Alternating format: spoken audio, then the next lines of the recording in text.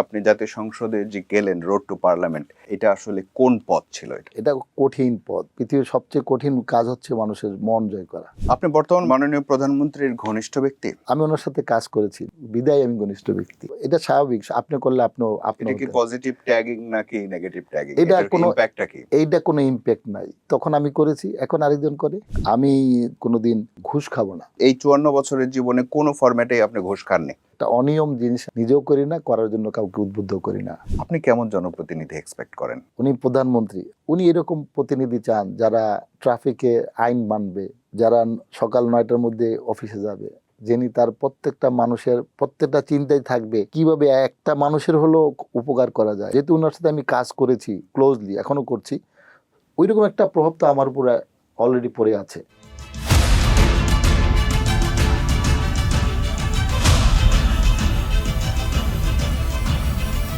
আসসালামু আলাইকুম, আমার নাম মঞ্জুরুল করিম আর এই অনুষ্ঠানের নাম রোড টু পার্লামেন্ট, অর্থাৎ পার্লামেন্টে যাওয়ার জন্য যে রাস্তা, সেটা নিয়েই কথা হবে এই অনুষ্ঠানে। আমাদের সাথে আজকে অতিথি আছেন শরীয়তপুর 3 আসনের এমপি, জাতীয় সংসদের হুইপ মিয়া নুরুদ্দিন আহমেদ অপু।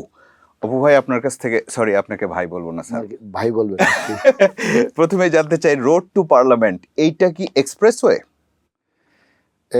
আসলে এটা একটা কঠিন বিষয়। অবশ্যই আমি বলবো এক্সপ্রেসওয়ে না। এটা এক্সপ্রেসওয়েতে যত দ্রুত আগানো যায়, যত দ্রুত রিচ করা যায়, কিন্তু এটা তা না, এটা অনেক কঠিন একটা বিষয়। সেই কঠিন পথের গল্পই আপনার কাছ থেকে শুনতে চাই। আপনি যে জাতীয় সংসদ সদস্য একজন, সেটার পথটা আসলে কেমন ছিল? আসলে আমার বয়স এখন 54, কিন্তু আমার রাজনৈতিক বয়স হচ্ছে 42। তার মানে ক্লাস 6 থেকে আমি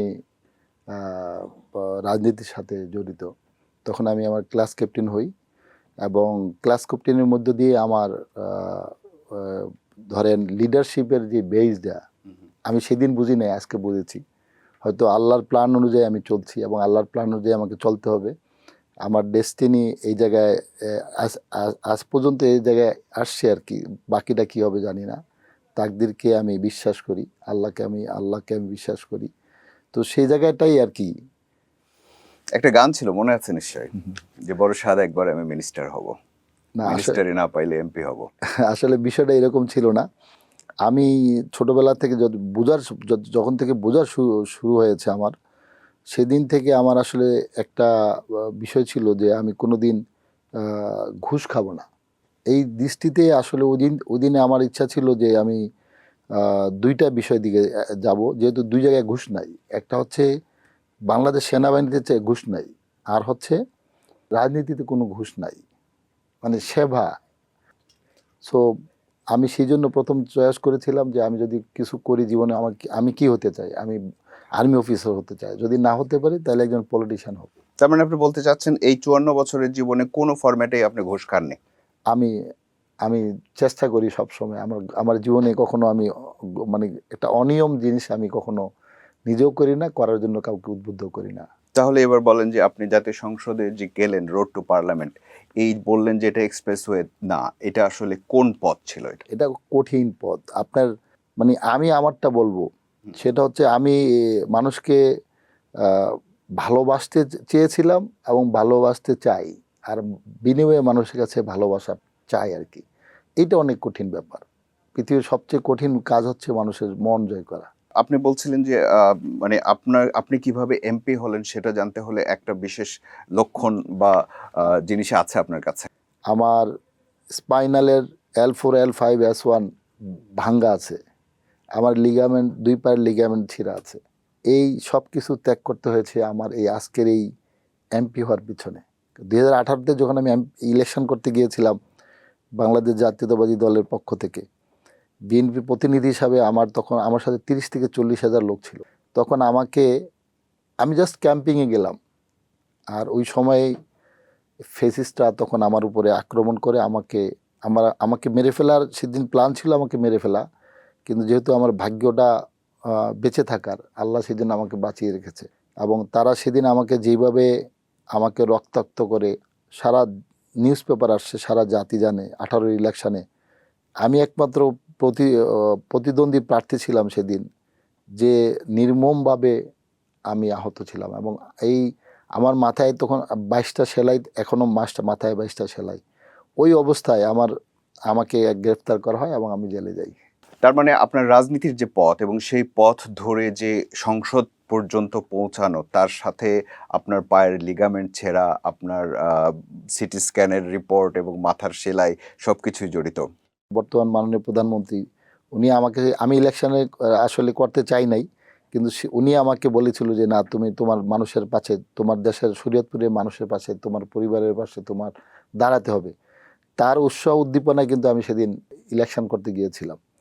এই যে মানুষকে ভালোবাসতে যাওয়া বা মানুষকে ভালোবাসতে চাওয়া, এর বিনিময়ে যে মানুষের জীবন দিতে হয়, মানুষকে রক্তাক্ত হতে হয়, সেটা আমি ধারণা ছিল না। মানুষকে ভালোবাসা, মানুষকে ভালোবাসতে চাওয়ার একটা মাত্র মাধ্যম কি এমপি হওয়া? না, যেহেতু আমার একটা ভয়েস রেজ করা দরকার, আমার একটা প্ল্যাটফর্ম আছে বা ছিল, আমি ছাত্র রাজনীতি করেছি, সুতরাং যতগুলো ওয়ে আছে তার মধ্যে একটা ওয়ে হচ্ছে, একটা প্ল্যাটফর্ম হচ্ছে কোনো রাজনৈতিক দলের সাথে এঙ্গেজ হয়ে। আপনি বলছিলেন যে আপনাকে মেরে ফেলার পরিকল্পনা ছিল, এটা কি অনুমান নির্ভর কথা না বলছেন? না, এটা প্র্যাকটিক্যাল ছিল। আমি এটা ইনফরমেটিভ ছিলাম। পরে আমি সব কিছু জেনেছি।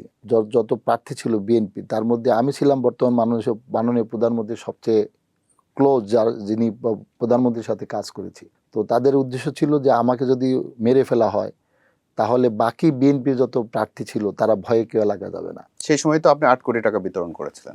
আমি তখন রক্তাক্ত অবস্থায়, আমি হসপিটালে ছিলাম, তারপর হসপিটাল থেকে রক্তাক্ত অবস্থায় আমাকে জেলখানে নিয়ে গেল। তারপরে আমি শুনতে পেলাম যে এইসব কল্প কাহিনী, আদৌ জানি না যে এইগুলা কেন, কোত্থেকে আসলো এই টাকা। RICL TMX, যুগের পর যুগ স্থাপনা থাকে মজবুত।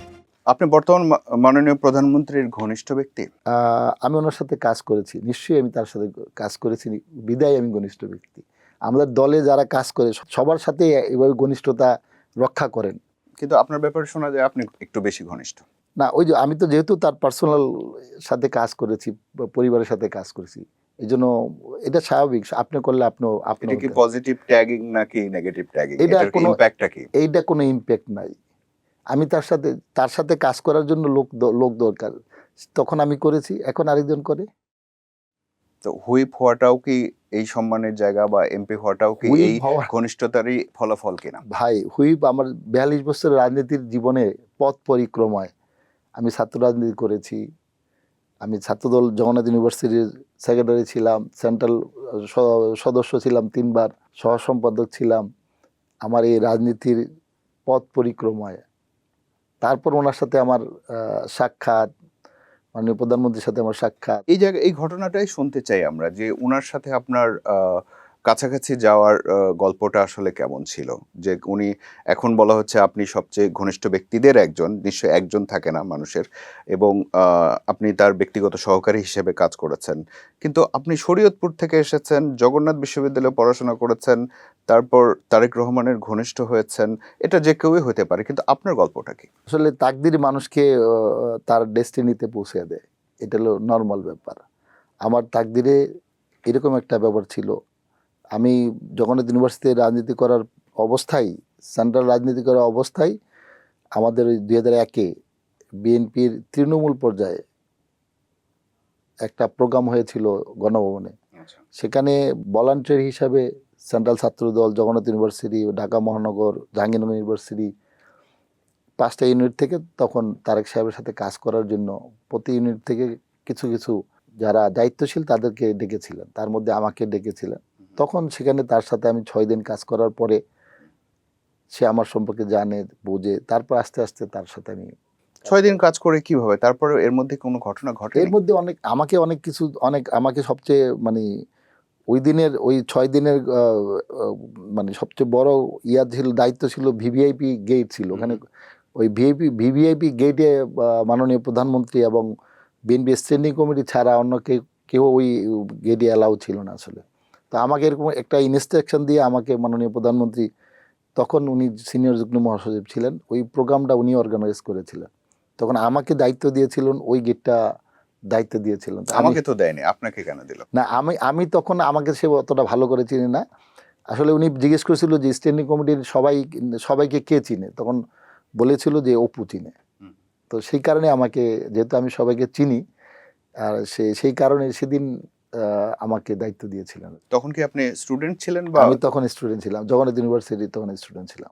এটা তো অনেক মানে হৃদকম্পন হওয়ার মতো বিষয় ছিল বিষয়। আসলে তখন আমি একজন সাধারণ কর্মী ছিলাম। তখন রাষ্ট্রের এত বড় বড় বড় বিষয় আমার উপরে আসবে আসলে আমি নিজেও ভাবি নাই। অটোমেটিকলি তখন আমি আলোচনা করতে গিয়েই তখন আমার উপরে দায়িত্বটা চলে আসে। তো আমি মনে হয় ওনার মানে ওই দায়িত্ব পালন করতে গিয়ে হয়তো ওনার কোনো কিছু ভালো লেগেছে, তারপর উনি আমাকে তারপর উনি আপনাকে ডেকে নিলেন ডেকে নাকি নিলেন ওই আমাকে। দিনই তারপরে না, নাকি? আমাকে তারপর তার সাথে আস্তে আস্তে বিভিন্ন প্রোগ্রামে দেখা হয়, কথা হয়। তারপর আরেকবার আমাকে নর্থ বেঙ্গলে কম্বল দেওয়ার জন্য নিয়েছিলেন 6 দিন, সেখানেও তার সাথে কাজ করেছি। তারপর আস্তে আস্তে আস্তে আস্তে সে আমাকে হয়তো কোনো কারণে বা আমার ডেস্টিনি ছিল তার সাথে কাজ করার। আপনি একটা বিষয় পরিষ্কার করবেন যে আপনি যেহেতু বলছেন যে আপনি ঘুষ খাবেন না, এরকম একটা ব্যাপার আপনার প্রতিজ্ঞা আছে ছিল এবং সে কারণেই আপনার প্রফেশন বেছে নেয়া। আপনি যখন তখন তো উনি প্রধানমন্ত্রী ছিলেন না, উনি দলের একজন কর্মী বলেন বা পদধারী ব্যক্তি ছিলেন। তো সেই সময়টাতেই তো ওই যে কর্মকাণ্ড যে ভবন থেকে হতো সেই ভবনের নামটা হাওয়া ভবন হিসেবে নামকরণ হয়ে যায়, বা এটার আসলে ভিত্তিটা কি? আসলে এটা এখন মানুষের কাছে ক্লিয়ার যে ওই দিনকার যে প্রোপাগান্ডা ছিল, এটা ছিল অনেক গভীর একটা প্রোপাগান্ডা, এবং সেটা এখন মানুষের কাছে বেরিয়ে আসছে। আমাদের বনানী অফিস ছিল বিএনপির বিএনপির একটা রাজনৈতিক অফিস। তখনকার মাননীয় প্রধানমন্ত্রীর রাজনৈতিক অফিস ছিল আমাদের বনানী অফিস।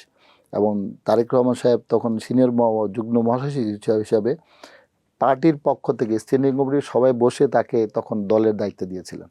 তারপরে আসলে এই তারেক রহমান সাহেবকে রাজনীতিকে মানে বিতর্কিত করার জন্য বিভিন্ন কর্নার থেকে তখন এই আওয়াজগুলা তুলতো। আমাদের অফিসে বাংলাদেশের প্রথিতযশা অনেক সাংবাদিকরা ওখানে মানে সম্পাদকরা ওখানে গিয়ে দেখেছেন। বাংলাদেশের অনেক বিশেষজ্ঞ ওখানে গিয়েছেন, যারা গিয়ে দেখেছেন যে ওখানে আসলে কি হতো। ভবনটার নাম তো আর হাওয়া ভবন ছিল না না না, ওটা আসলে এটা একটা প্রোপাগান্ডা ছিল। ওখানে আমরা কি করতাম, রাজনীতি এবং বাংলাদেশ দুইটা নিয়ে রিসার্চ করতাম। আমাদের অফিসে একমাত্র অফিস যেখানে বাংলাদেশের প্রথম রাজনীতিকে রিসার্চ করা হয়, এটা বাংলাদেশের মানুষ জানতেন না। প্রথম তারেক রহমান সাহেব এই এই প্রথা মানে রাজনীতির যে কালচার চেঞ্জ করে উনি রাজনীতিকে একটা গুণগত পরিবর্তন আনার জন্য রাজনীতিকে কিভাবে আজকের তারেক রহমানকে দেখেন, আসলে এটাই ছিল তারেক রহমানের আসল রূপ। তখনকার তারেক রহমান এইরকমই ছিলেন। তখনও উনি প্রধানমন্ত্রী ছিলেন না, যার কারণে আপনারা দেখেন নাই। কিন্তু তখনও উনি এরকমই দেশ নিয়ে রাষ্ট্র নিয়ে উনি এখন যেভাবে ভাবছেন বা যেভাবে দেখেছেন গত 3 মাসের মধ্যে দেশকে, মানে আলাউদ্দিনের চেরাগ তো না, মানে একটা কিছুটা শুরু করা। এই প্রসঙ্গে আসবো। আপনি শুরু করা। সম্ভবত যখন জগন্নাথ বিশ্ববিদ্যালয়ের রাজনীতির সাথে সম্পৃক্ত ছিলেন, তারপরে আপনি সম্ভবত হতাশ হয়ে পড়েন। আমি আসলে এক সময় রাজনীতিতে হয়, এটা প্রত্যেকটা মানুষের জীবনে আসে, একটা ব্রেকডাউনের সময় আসে, আবার একটা রাইজের সময় আছে। তখন আমি জগন্নাথ ইউনিভার্সিটির সেক্রেটারি ক্যান্ডিডেট ছিলাম 2001-এ। 96 থেকে 2001 পর্যন্ত আমরা রাস্তায় ছিলাম। তখন ফ্যাসিস্ট হাসিনার বিরুদ্ধে আমরা আন্দোলন করি। আসলে আমি কোনো কাজ যখন করি তখন কোনো কিছুর এটা কোনো কিছু মানে এটা রিটার্ন আসবে এই ভেবে করি না, সিনসিয়ারলি করার চেষ্টা করি। সেদিনকার রাজনীতিটা আমরা ওইভাবে করেছিলাম। এবং তখন বাংলাদেশে জাতীয়তাবাদী ছাত্র দলের মানে যেই মেন ইউনিট ছিল সেটা জগন্নাথ ইউনিভার্সিটি ছিল। মানে আমরা প্রোগ্রামে আসলে প্রোগ্রাম হতো, না হলে হতো না, বিষয়টা এরকম ছিল। তারপর তখন কি ভাবছিলেন? এবং তখন আমার কমিটির একটা কাউন্সিল হয়েছিল, ওই কাউন্সিলে আসলে আমি ছিলাম, সেক্রেটারি ক্যান্ডিডেট ছিলাম। আমার প্রতিদ্বন্দ্বী প্রার্থী কেউ ছিল না। যাই হোক, ওখানে বিভিন্ন কারণে তখন আমি সেখান থেকে ডিপ্রাইভ হই। তখন আমি আসলে এদেশ থেকে রাজনীতি থেকে আমি বের হয়ে যাওয়ার চিন্তা ছিল আর কি। ঠিক তখনই আমাকে মাননীয় প্রধানমন্ত্রীর সাথে আমার এই ঘটনাটা ঘটে আর কি। RICL TMX, যুগের পর যুগ স্থাপনা থাকে মজবুত। আপনি তো জানেন অপু ভাই, সেটা হলো যে যখন নির্বাচন আসে তখন বিভিন্ন গণমাধ্যম থেকে শুরু করে অনুষ্ঠান হয় যে কেমন জনপ্রতিনিধি চাই। আপনি কেমন জনপ্রতিনিধি এক্সপেক্ট করেন? আপনার কথা বলছি না। আসলে আমার চাওয়াটা একটু ডিফারেন্ট। আমার চাওয়াটা ডিফারেন্ট। আমি অনেক জিনিস আমি মাননীয় প্রধানমন্ত্রীর কাছে গত 25 বছর ওনার সাথে কাজ করছি। তো ওনার অনেক জিনিস আমাকে আমার উপর প্রভাবিত করে। উনি এদেশে যেভাবে একজন জনপ্রতিনিধিকে দেখতে চান, এটা যেমন উনি এখন 18 ঘন্টা কাজ করেন, কখনো কোনো দিন 20 ঘন্টা কাজ করেন। উনি সকাল 9টায় আগে 1 মিনিট আগে হলেও উনি মন্ত্রণালয়ে যান। উনি প্রধানমন্ত্রী, রাতে ঘুমান, কোন রাতে ঘুমান, কখনো 1টায় ঘুমান, কখনো 12টায় ঘুমান। তারপরে ওনাকে এবং প্রত্যেক দিনেই তাকে এই রুটিনটা মেনটেন করতে হয়। একজন মানুষ হিসাবে এটা খুব কঠিন। তো এইরকম জনপ্রতিনিধি উনি চান, আমাদের মাননীয় প্রধানমন্ত্রী চান যে আমাদের দেশের প্রত্যেকটা যারা আমরা এদেশের রাজনীতির সাথে আমাদের প্রত্যেকের মানে জীবন মিশে আছে।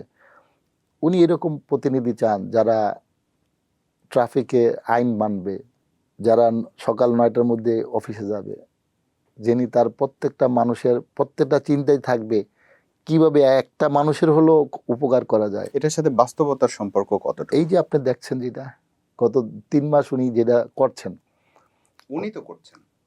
আমি বলছি কি মানে ওইরকম একটা প্রভাব, যেহেতু ওনার সাথে আমি কাজ করেছি ক্লোজলি, এখনো করছি, ওইরকম একটা প্রভাব তো আমার উপরে অলরেডি পড়ে আছে। সেটাতে কি পরিবর্তন আপনি নিজেই ফিল করেন? সেটাতে আমার ব্যক্তিগত তো অনেক পরিবর্তন আসছে, বা এটা আমি আমার এলাকার মানুষকে দিতে চাই। এই পরিবর্তনটাই আমি আমার মানুষকে দিতে চাই। আগের রাজনীতিবিদরা বা আগের এমপি সাহেবরা কি করেছেন, আমি কোনোদিন এই জিনিসটা কখনো বলি না যে উনি এটা করে নাই, আমি এটা করছি, বা উনি এটা তার সমালোচনা আমি কোনোদিন মানুষকে করি না আর কি।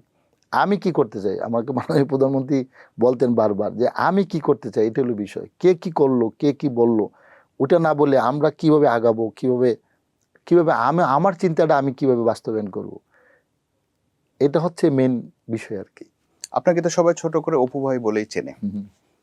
সেটা এমপি হওয়ার আগে থেকে অবশ্যই, সেই রাজনীতি থেকে শুরু করে বা ব্যক্তি জীবন থেকে শুরু করে, তারপরে সংসদ সদস্য হওয়া, সংসদের হুইপ হওয়া, মিয়া নুরুদ্দিন আহমেদ অপু, এখন তো নামটা অনেক বড় হয়ে গেছে। কতটুকু পরিবর্তন হলো আপনার? আমি আমার রাজনীতির ইলেকশন ক্যাম্পিং ছিল 3 মাস।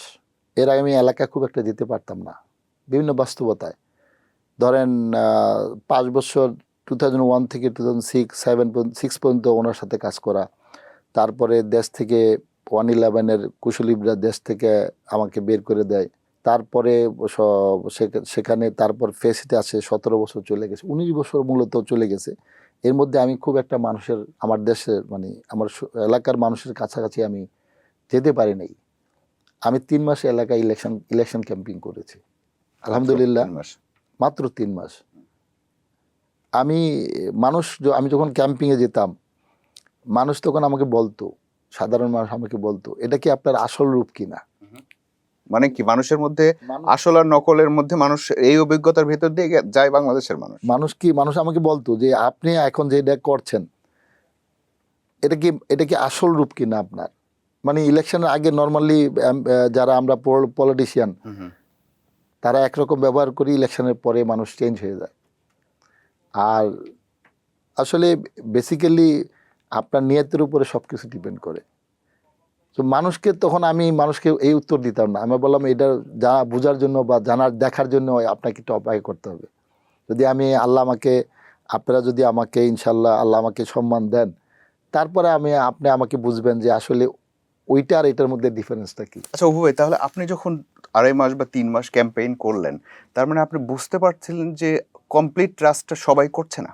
এক্স্যাক্টলি, বিষয়টা হচ্ছে আমার 42 বছরের রাজনীতির অভিজ্ঞতা এবং মাননীয় প্রধানমন্ত্রী জনাব তারেক রহমানের সাথে কাজ করার অভিজ্ঞতা আমি পুরোটাই 3 মাসে ঢেলে দিয়েছিলাম আমার এলাকার মানুষের কাছে রিয়েল জিনিসটা তুলে নিয়ে আসতে চেষ্টা করছিলাম, এবং মানুষকে ওই জিনিসটা অ্যাট্রাক্ট করেছিল যে রাজনীতিবিদরা এরকম নর্মালি করে না, যেটা আমি করেছি। আমার ক্যাম্পিংটা দেখলে বুঝবেন, কারণ 3 মাসের মধ্যে আমি কিভাবে এমপি হয়ে আসব, এটা একটা মানে আমার জন্য না, সবার জন্য মিরাকেল। একজন এমপি 30-40 বছর এলাকায় কাজ করে তারপর সে এমপি হয়, কিন্তু আমি 3 মাসের ওয়ার্ক করেছি।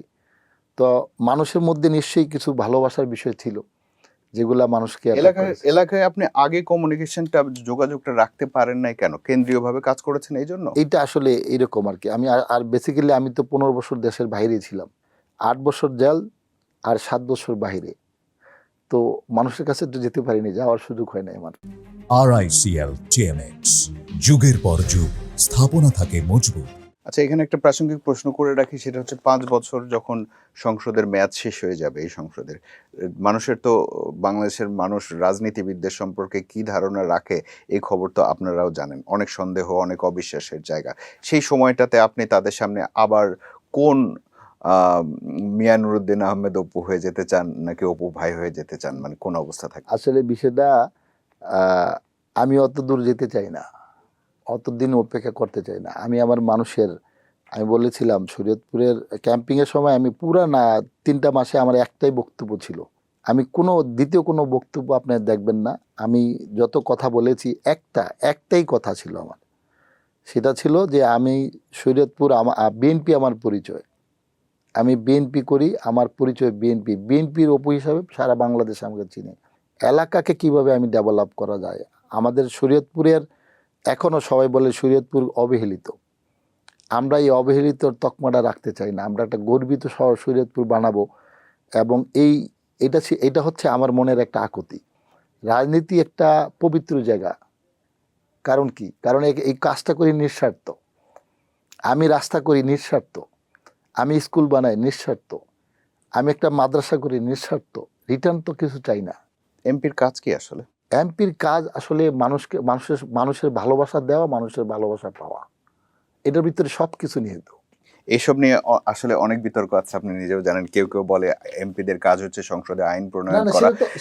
সেইটা তো একটা একাডেমিক বিষয়। পার্লামেন্টে এমপিদের মূল বেসিক কাজ থাকে পার্লামেন্টে।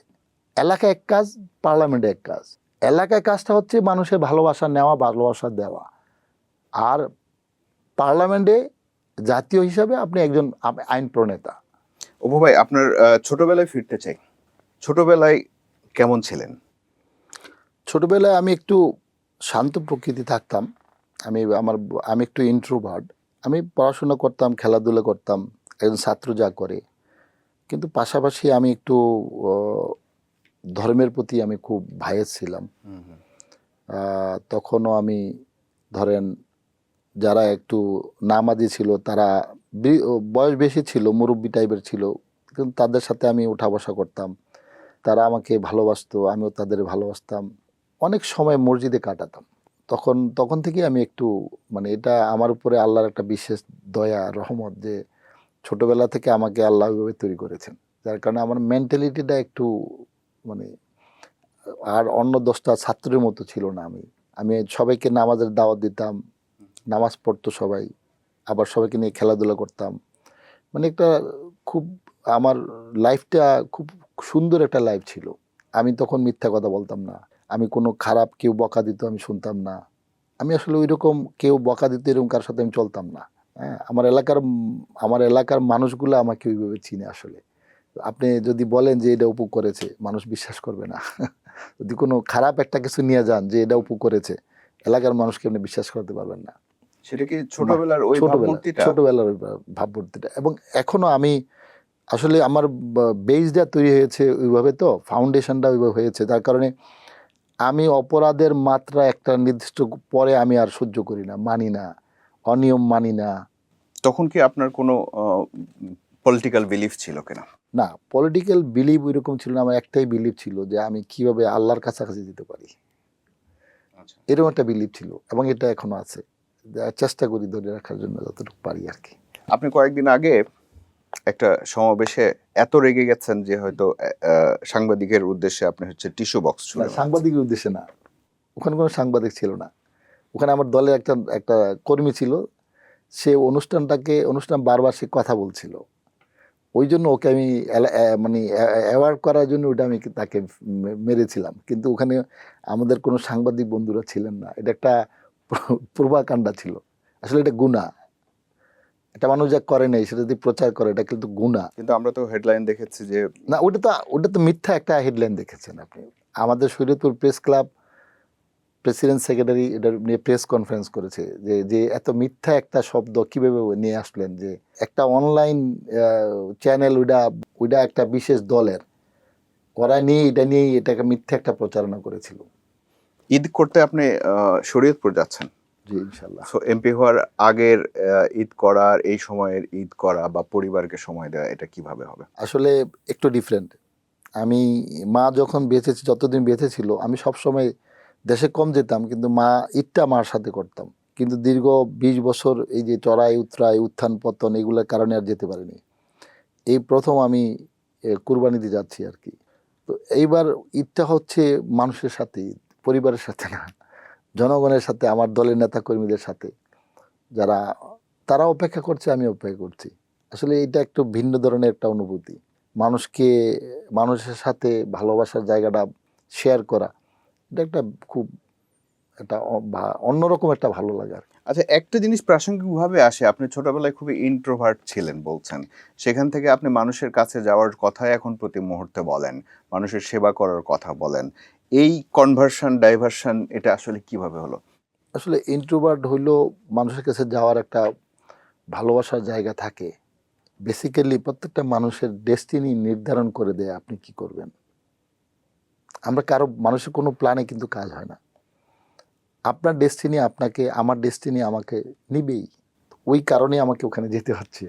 আপনি বলছিলেন যে আপনাকে 2018 নির্বাচনে টার্গেট করা হয়েছিল, টার্গেটটা কেন করা হয়ে থাকতে পারে? তখন ইলেকশনটা ম্যানিপুলেট করার জন্য। তখন তো ইলেকশনটা কি ইলেকশন হয়েছে, ভোটবিহীন ইলেকশন যেটা হয়েছে। সেটা তো আবার অংশগ্রহণ তো করেছেন। না করেছি, ওই অংশগ্রহণ করার পরেই তো এই ঘটনা ঘটেছে।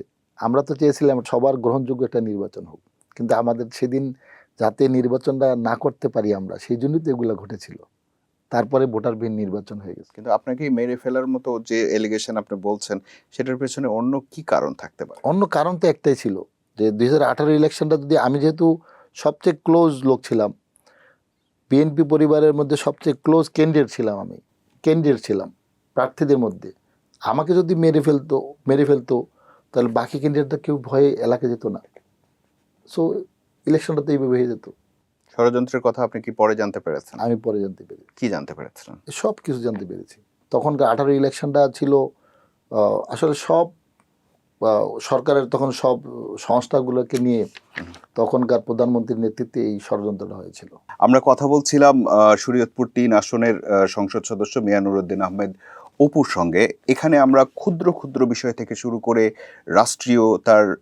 রাষ্ট্রভাবনা, সংসদ নিয়ে ভাবনা, মানুষ নিয়ে ভাবনা, সেবা এবং বর্তমান রাজনীতির যে বাস্তবতা সবকিছু উঠে এসেছে তার কথা থেকে। হয়তো একেবারে চলমান বিতর্কের যে ইস্যুভিত্তিক আলোচনা থেকে তার মনের ভেতরের কথাগুলো আমরা বের করে আনতে পারবো। সবাইকে অনেক ধন্যবাদ সাথে থাকার জন্য।